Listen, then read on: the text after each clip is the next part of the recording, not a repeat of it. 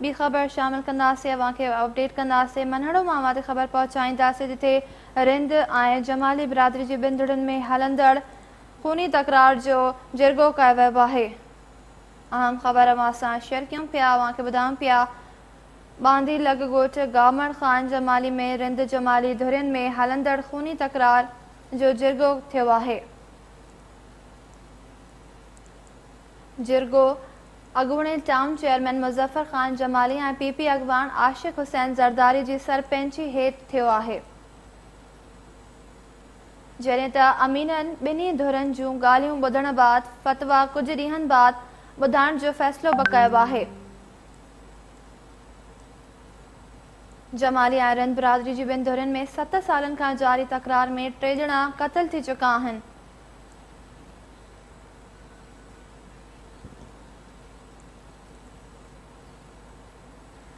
इन हवाले सां असां राब्तो कयो आहे मनहड़ो मां KT न्यूज़ जे रिपोर्टर ग़ुलाम मोहम्मद भट्टी सां। जी ग़ुलाम मोहम्मद, ॿुधाइजो त कहिड़ी ॻाल्हि तां जहिड़ो हलंदड़ हो?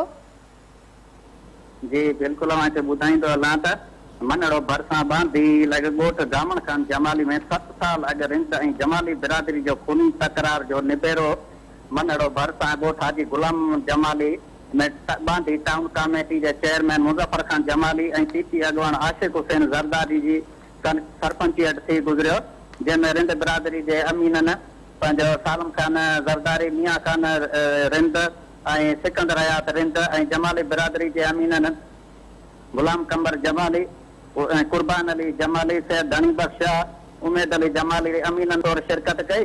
ॿिन्ही धुरनि ॻाल्हियूं ॿुधण बाद धुरियूं ॿई जेके आहिनि मुतफ़िक़ थी वियो आहिनि ऐं फ़ैसिले जी फ़तवा जेका आहे उहा कुझु ॾींहंनि में ईंदी। रिंद बिरादरी जे नौजवान 18 साला नौजवान जेको जावेद अली रिंद खे चोरी दौरान मज़ामत करण दौरान जेको आहे क़त्ल कयो वियो ऐं रिंद बिरादरी जे माण्हुनि पलांत में पंहिंजो इनखे मीर ख़ान जमाली ऐं कुर्बान चांडियो खे क़त्ल कयो हो। जी ग़ुलाम मोहम्मद भट्टी, तफ़सील ॿुधाइण लाइ अवां जी वॾी महिरबानी।